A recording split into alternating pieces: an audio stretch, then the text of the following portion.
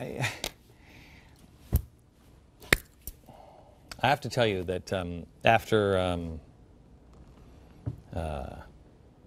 the last segment we had here, the last couple of segments, and going in and preparing for this next segment or two, it is very, very clear to me. In fact, Peter and I were just talking. He said, I don't know how you get up every day and look at all this stuff. And I said, I know, because it's not just corruption in Washington. It's pervasive. It's everywhere. They're in broadcasts. It's everywhere. It's everywhere. But as Peter said before he left the set, God is on our side. God is on our side. We must have him on our side. We win. But it is a battle, really. It's of biblical proportions for man's freedom. And we have to be the best people we possibly can be. And I want you to find your passion on the place that you want to not only guard, but change, and also preserve. I want to go to education. Last week we had Kyle Olson on the show. He is the author of Indoctrination. It is a book that looks about what's really going on in public schools and how progressives are indoctrinating our children in our educational system. We asked him to come back because I wanted him to focus on Occupy Wall Street and see how it's infiltrating in the classrooms. Remember I told you a couple of weeks ago, or about a year ago, when Time Magazine came out and they didn't even include the Tea Party. The year that we had 828 and 912, those huge Tea Party, nothing? Time Magazine didn't include the Tea Party in its year-end review? History was being written. Now, an actual history book is about to come out on Occupy Wall Street. Of course it is. Who's writing actual history? The progressives in the universities. Kyle, welcome back. Thanks for having me. What do you have, dare I ask, what do you have tonight? Dare you ask. Well, I'm here to talk about the role that teachers are playing in Occupy Wall Street. Okay. Because the agenda is very clear. What they're doing is they're going out to the streets, and then they're bringing the streets into the classroom. Mm-hmm. And so teachers' unions have been at the forefront of Occupy Wall Street, whether it's here in New York City, whether it's Milwaukee, Chicago, Oakland, across the country. Okay. I have a friend I just had lunch with today, and he said, you know, my wife is a teacher here in New York, and he said she's not politically active, and she's bothered that they're giving some money to Occupy Wall Street, but not bothered so much that I think she's going to do anything about it or say anything about it. And that's the trouble.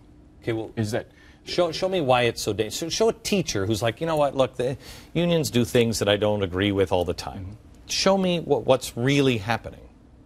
Well, what's happening is Bob Peterson, the Milwaukee president of the president of the Milwaukee Teachers Union, recently expressed his support for Occupy Wall Street, and I think you've got a video of that. Yeah, go ahead, play this, please.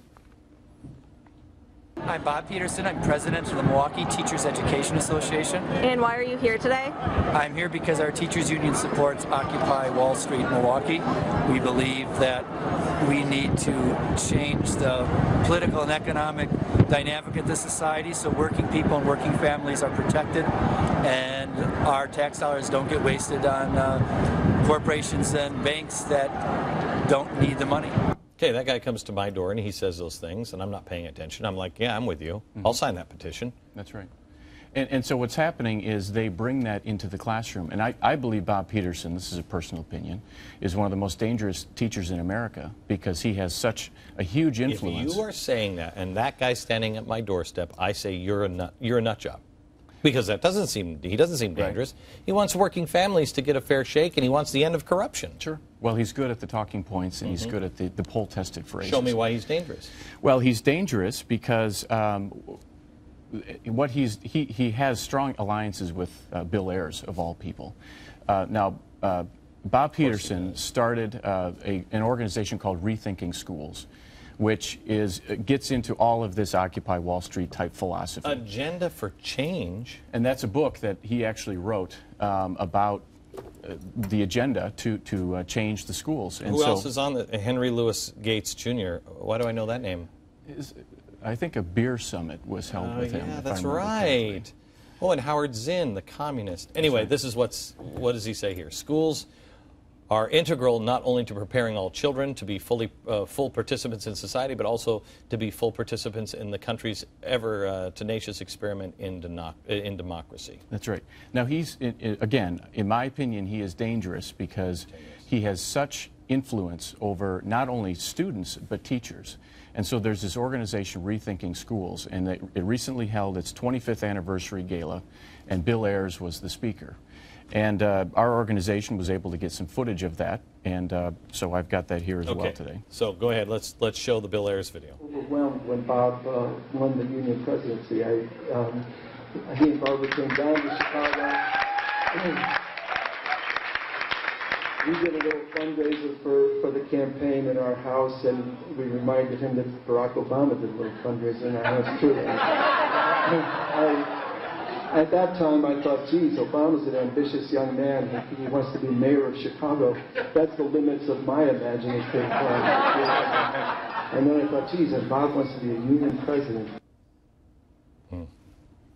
So Bob Peterson started a Facebook group called Teach Occupy Wall Street, where the teachers that are supporting this type of ideology are obtaining lesson plans and curriculum and different ways to bring all of these issues into the classroom. All right, show me some of the Facebook. Can we just throw up some of the full screens of the Facebook? There it is, Teach Occupy Wall Street.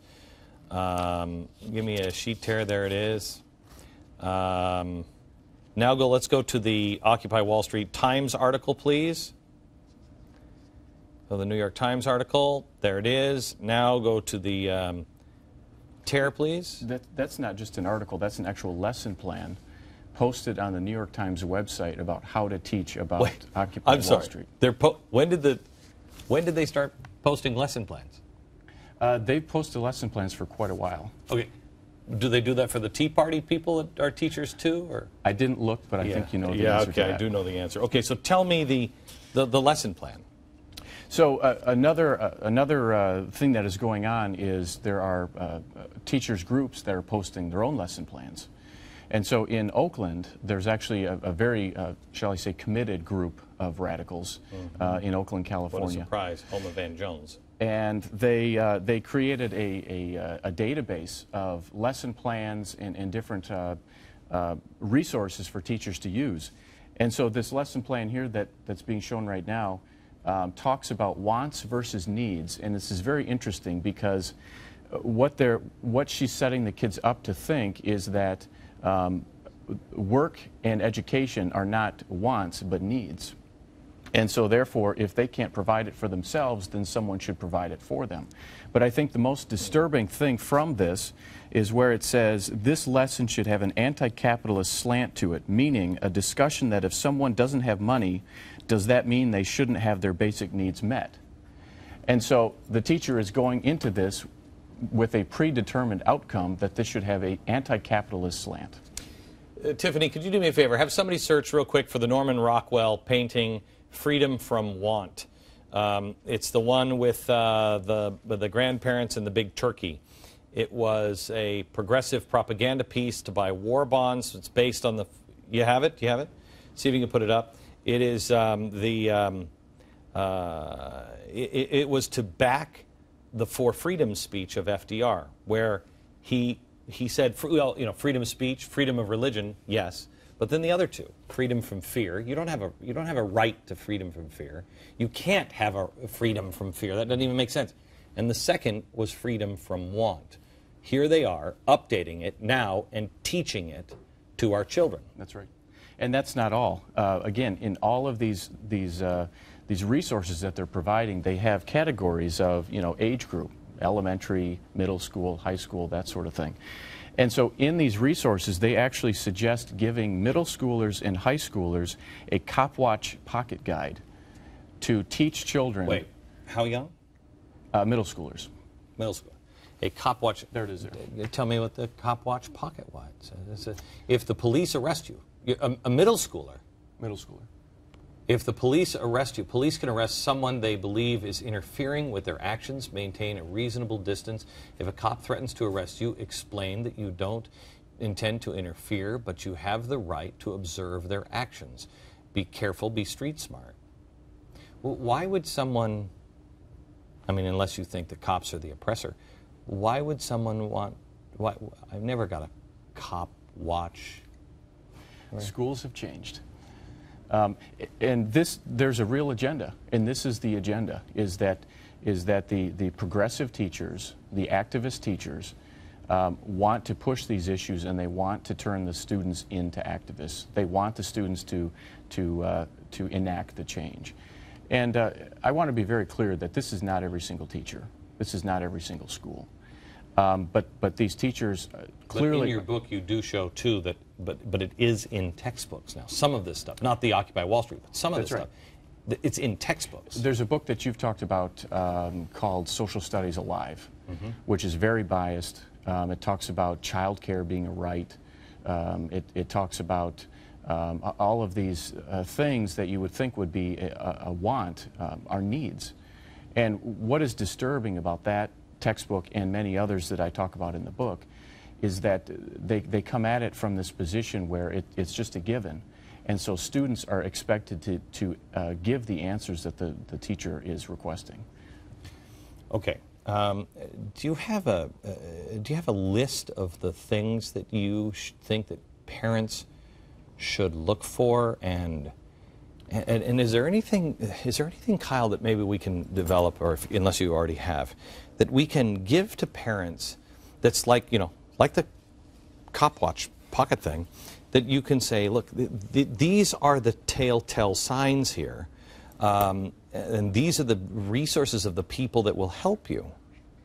I don't have that. We should put that together. Okay. And that's something that we can distribute, okay, hopefully together. Okay. At the end of the book, I do have a section called Taking a Stand, all right, where we give specific points to parents, taxpayers, and elected officials about what to do, how to root this out, how to expose it, and then how to find a way out. Okay, and chapter 37 is what you can do, and get to know your child's teacher, taxpayers. This is great. Okay, so look,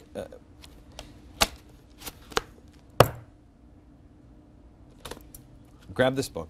If you are somebody that cares about the education of our children, if that is the thing that really drives you, everybody is unique. Everybody is born and has a purpose. We all have a puzzle piece. I don't know what yours is, but you have to find it. If it happens to be the indoctrination of our children, happens to be schools, buy this book and start here. You also have to be, correct me if you think I'm wrong on this, but the Occupy Wall Street and the labor unions and everything else, while everybody, it's always watch the other hand, while everybody is watching the presidential races, they are going down to the local level, and they are infiltrating like crazy at the local level, right? I think that's right. Okay. Thank you very much. Thank you. We'll talk to you again. Let's see if we can put that list together, and then, great. And then we'll move on from there. Back in just a second.